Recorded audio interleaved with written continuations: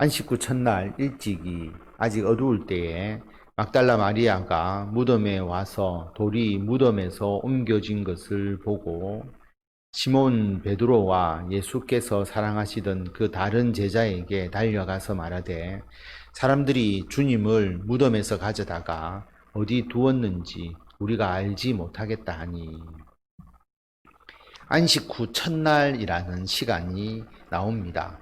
굉장히 중요한 날이죠. 우리가 주의를 지키게 된 아주 중요한 전환점이 되는 날입니다. 안식일이 끝나고 첫날, 요즘으로 말하면 주일날 새벽을 말하는 것입니다. 그래서 안식 후에 첫날 일찍이 아직 어두울 때에 새벽임을 알 수가 있죠. 막달라 마리아가 무덤에 와서 돌이 무덤에서 옮겨진 것을 보았다라고 말합니다. 요한복음에서는 막달라 마리아만 부각이 되어 있지만 실제로 사복음서 전체를 통해서 보면 막달라 마리아가 혼자 간 것이 아니라 여인들이 함께 갔죠. 요한나, 야고보의 어머니 마리아 등 많은 여인들이 갔습니다. 숫자를 정확하게 알 수 없지만 여인들이 가서 무덤을 찾아간 것이죠. 무덤을 찾아간 이유는 향품을 처리하기 위해서입니다. 그래서 돌로 예수님의 무덤은 막혀 있음에도 불구하고 여인들이 향품을 처리하기 위해서 무덤으로 갑니다. 어떻게 돌을 옮길까 걱정하면서 갔거든요. 그런 것을 통해서 보면 심리적으로 우리가 어떤 이런 일을 꼭 해서 예수님의 향품을 처리해야지라기보다는 안식일이 끝나고, 안식일이 끝나면 그 다음이 밤이 되거든요.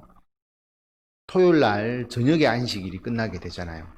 토요일 저녁에 밤에 예수님의 무덤을 찾아볼 수는 없으니까 밤이 끝나고 새벽에 일찍이 예수님의 무덤을 찾아갑니다. 예수님을 위하는 마음, 예수님을 기억하는 마음, 사랑하는 마음으로 새벽에 간 것이죠. 만약에 향품을 꼭 처리해야 된다라고 생각을 했다면 돌을 옮길 수 있는 건장한 남자들 대여섯 명을 데리고 갔을 것입니다. 그래서 어떤 목적을 이루기 위한 것보다는 예수님을 사랑하는 마음으로 무덤을 찾아간 것으로 보입니다. 그런데 가보니까 돌이 무덤에서 옮겨져 있었다라고 하는 겁니다. 이미 옮겨져 있었죠. 이미 예수님은 부활하신 것입니다. 그러나 이때까지만 해도 이 여인들이 예수님께서 부활하셨음을 알지 못했습니다. 부활에 대해서 아직까지 확신이 없었던 것이죠. 인지를 제대로 하지 못했습니다. 그래서 막달라 마리아가 시몬 베드로와 예수께서 사랑하시던 그 다른 제자 사도 요한을 말한다고 말씀을 드렸습니다. 사도 요한에게 달려가서 이야기를 합니다.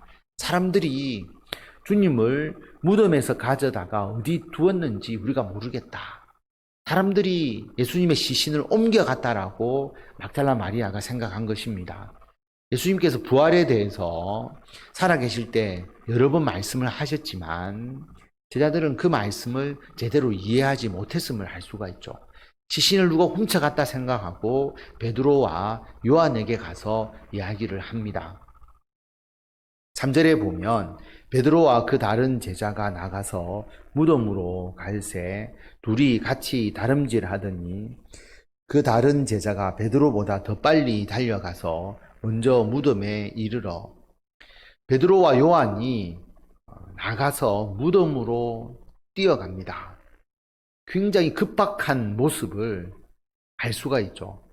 예수님의 시신이 사라졌다라고 하는 것은 정말 큰 일이잖아요. 베드로와 요한도 마찬가지로 부활을 생각한 것이 아니라 뭔가 문제가 있었다라고 생각한 것이죠. 그래서 무덤으로 뛰어갑니다. 뛰어가는데 요한이 베드로보다 더 빨리 달렸다라고 하는 거죠. 왜 이 이야기를 썼을까? 안 써도 될 것 같은데 그런 생각을 해볼 수 있지 않습니까?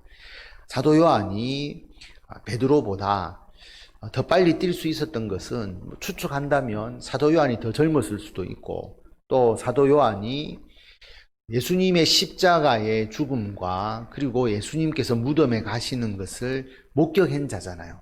그러니까 무덤의 위치를 사도 요한이 베드로보다 훨씬 더 잘 아는 것이고요. 그리고 사도 요한이 예수님을 이 문제를 빨리 보고자 하는 그 간절함이 또 있었겠죠. 그러니까 자기가 더 빨리 달려서 먼저 무덤에 이르렀다라고 하는 것을 특별히 기록한 것 같습니다.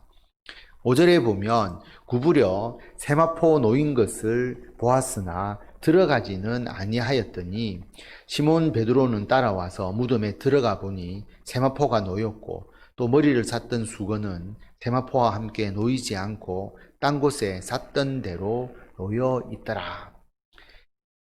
구부려서 그 무덤 안을 보기는 했지만 무덤에 들어가지는 못했다라고 하는 겁니다.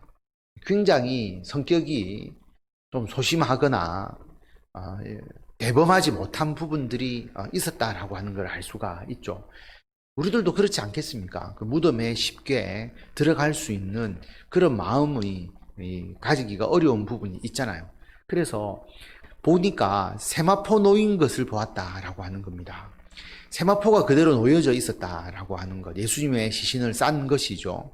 그런데 그 세마포가 놓여 있었으면 시신을 옮겨갔다라고 볼 수가 없죠. 왜냐하면 시신을 옮겨간다라고 하면 세마포가 쌓인 그대로 가지, 세마포를 다 벗겨내고 맨몸을 옮겨가지는 않을 거다라고 하는 겁니다. 그래서 시신을 훔쳤다라고 이야기하는 사람들에 대한 반박 중에 하나가 세마포가 그대로 놓여 있었다라고 하는 것이고요. 그리고 제자들이 훔쳐갔다라고 말하는데, 만약에 제자들이 훔쳐갔다라고 한다면 베드로와 요한이 이렇게 급하게 무덤으로 달려오지 않았을 것입니다. 달려와서 자기들이 확인을 한 것이죠. 제자들이 훔쳐간 것도 아니고 다른 사람이 훔쳐간 것도 아니고 세마포가 놓여져 있었다라고 하는 것입니다. 그리고 베드로는 따라와서 무덤에 들어갑니다. 베드로의 대범함을 알 수가 있죠.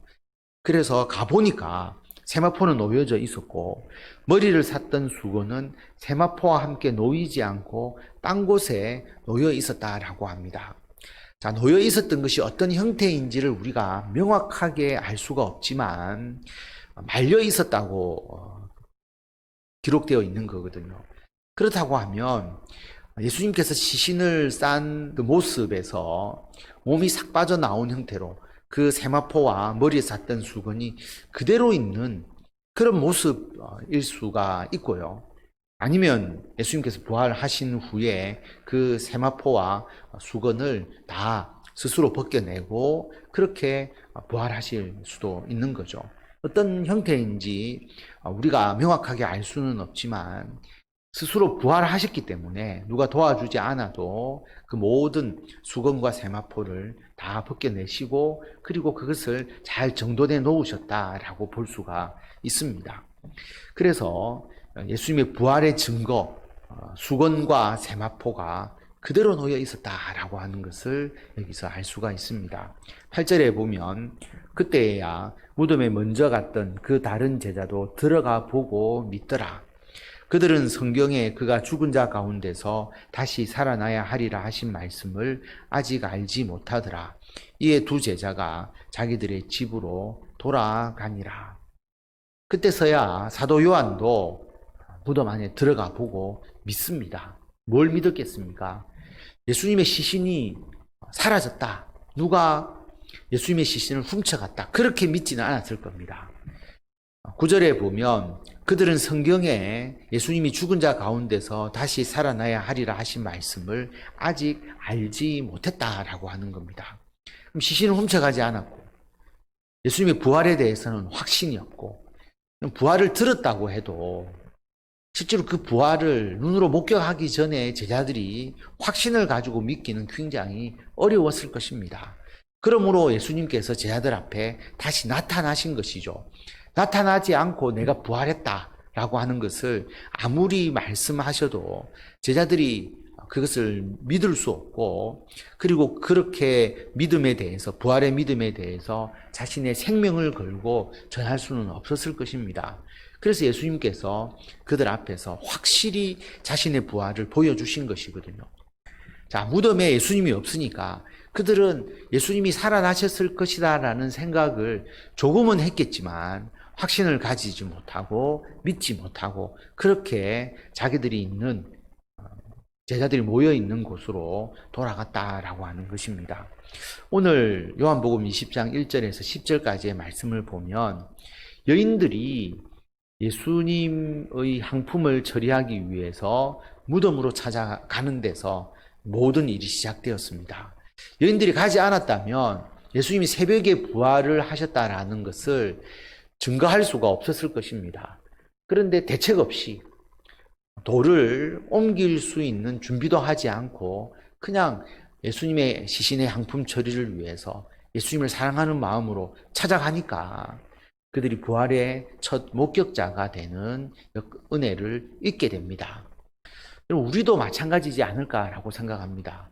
우리가 주의 일을 가정과 직장과 교회에서 행할 때에 모든 것이 다 준비되고 완벽하게 구비된 상태에서 주의 일을 하지 못할 경우가 굉장히 많습니다.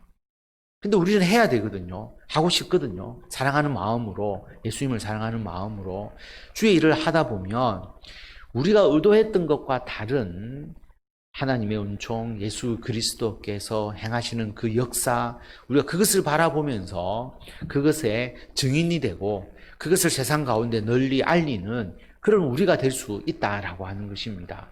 여인들이 그랬습니다. 막달라 마리아가 특히 그랬죠. 막달라 마리아는 7 귀신에 들렸다가 예수님으로부터 그 귀신 들림을 치유받고 예수님을 따라가면서 예수님을 섬긴 여자 제자와 같은 자잖아요. 그 막달라 마리아가 이러한 예수님을 위한 그 마음을 끝까지 가지고 그가 무덤에 찾아왔기 때문에 그 이른 새벽에 예수님의 부활을 목격하고 예수님의 부활을 최초로 증거할 수 있는, 그리고 우리가 내일 11절에 보면 막달라 마리아에게 예수님께서 나타나셔서 부활을 확실히 증거해 주시는 것을 우리가 보게 되거든요. 그런 은혜를 잊게 되는 겁니다.